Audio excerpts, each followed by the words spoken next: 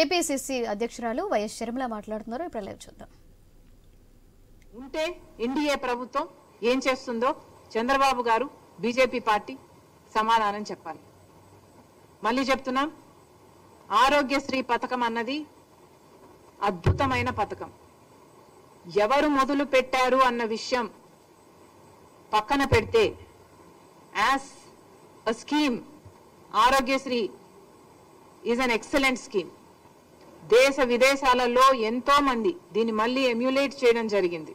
కారణం, ఇది ఎంతో మంది పేద ప్రజలకు ఆసరా ఇచ్చే పథకం కాబట్టి ఈ ఆరోగ్యశ్రీ పథకాన్ని రక్షించాల్సిన బాధ్యత ప్రతి నాయకునికి ఉంది, ఇర్రెస్పెక్టివ్ ఆఫ్ పార్టీస్.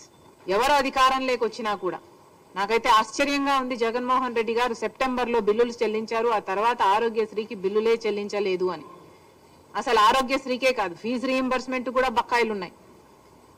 అసలు జగన్మోహన్ రెడ్డి గారు రాజశేఖర్ రెడ్డి గారు తలపెట్టిన జలయజ్ఞంకు కూడా 54 ప్రాజెక్టులు రాజశేఖర్ రెడ్డి గారు తలపెడితే 12 ప్రాజెక్టులు రాజశేఖర్ రెడ్డి గారు పూర్తి చేస్తే 42 ప్రాజెక్టులు మిగిలిపోయిన ప్రాజెక్టులను నేను 6 నెలల్లో పూర్తి చేస్తాను అని చెప్పిన జగన్మోహన్ రెడ్డి గారు, నేనే వారసుని అని చెప్పుకుంటున్న జగన్మోహన్ రెడ్డి గారు, మరి రాజశేఖర్ రెడ్డి గారి జలయజ్ఞం ప్రాజెక్టులు మీరు ఎందుకు పూర్తి చేయలేదు?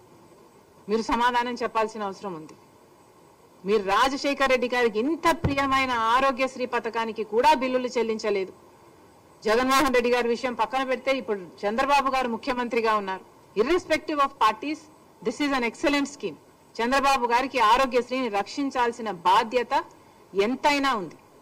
ఆరోగ్యశ్రీ మన ప్రజలకు ఎంతో పనికొచ్చే పథకం కాబట్టి చంద్రబాబు గారు వెంటనే జోక్యం చేసుకోవాలి. మళ్ళీ చెప్తున్నాం, ఎన్డీఏకి మన అందరు ఎంపీలు 25 మంది ఎంపీలు పార్టీలకు అతీతంగా మొత్తం అందరూ ఊడిగలు చేస్తున్నారు బీజేపీ పార్టీకి. మరి అలాంటప్పుడు కనీసం ఆరోగ్యశ్రీని కూడా బతికించుకోలేకపోతే మరి ఇంతమంది ఎంపీలు బీజేపీకి ఇచ్చి ఏమి లాభం? చంద్రబాబు గారు ఎలాగైనా చేసి ఏం చేస్తారో తెలియదు. రాష్ట్రం ఈ బడ్జెట్ నుంచి ఇస్తారో కేంద్రం నుంచి తెస్తారో ఏమి చేస్తారో ప్రజలకు అనవసరము. కానీ ఆరోగ్యశ్రీని బతికించాలని కాంగ్రెస్ పార్టీ డిమాండ్ చేస్తుంది. ఇప్పటికీ వీళ్ళకి ఈ అసోసియేషన్కే 2500 కోట్ల రూపాయలు బకాయిలు ఉన్నారంట. ఇది కాకుండా మిగతా ప్రైవేట్ హాస్పిటల్ అన్ని కలుపుకుంటే ఇంకొక 500 కోట్లైనా ఉంటుంది అనే అంచనా.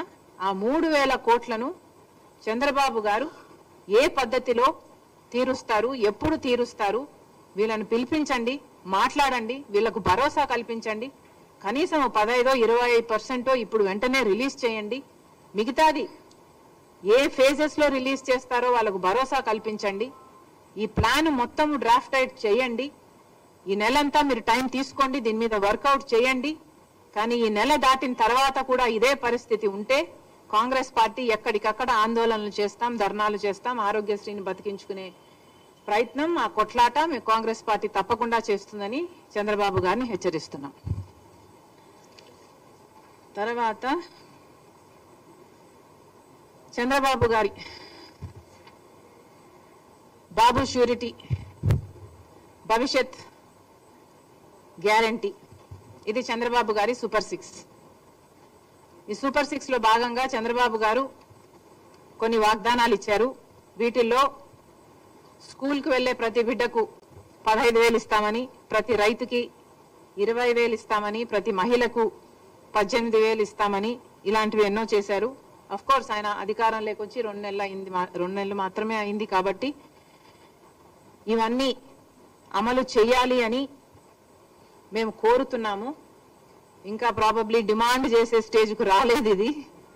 కానీ గత ప్రభుత్వం అమ్మఒడిని జూన్ జూలై ప్రాంతంలో ఇచ్చేవాళ్ళు. వాళ్ళు ఇచ్చిన అమ్మఒడిని వాళ్ళు తల్లికి ఎంతమంది బిడ్డలున్నా 15,000 ఇచ్చేవాళ్ళు. కానీ చంద్రబాబు గారు ఎంతమంది బిడ్డలుంటే అంతమందికి 15,000 ఇస్తామని చెప్పారు. మరి ఇప్పటి వరకు చంద్రబాబు గారు ఈ పథకం మీద ఏ క్లారిటీ ఇవ్వలేదు. లోకేష్ గారు అయితే ఈ పథకం ఈ సంవత్సరం జరగకపోవచ్చు అని కూడా మాట్లాడుతున్నారు. కాబట్టి ఏ మాత్రం అవకాశం ఉన్నా ఈ పథకాన్ని వెంటనే అమలు చేయాలి అని డిమాండ్ చేస్తున్నాం. ఎందుకంటే మీరు చెప్తున్న సాకు ఇప్పుడు డేటా లేదు, మీ దగ్గర ఇన్ఫర్మేషన్ లేదు అని చెప్తున్నారు. కానీ గత ప్రభుత్వం డేటా అయినా ఉండాలి కదా. గత ప్రభుత్వం పథకం మీరు ఫాలో అవుతున్నప్పుడు కనీసం ఆ మేరకైనా మీరు ఇవ్వాలి కదా.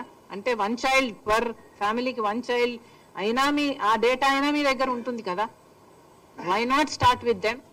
మళ్ళీ కొసరు ఏదన్నా ఉంటే మళ్ళీ మీరు యాడ్ ఆన్ చేసుకోవచ్చు. కానీ అసలే ఇవ్వకపోవడం అది కూడా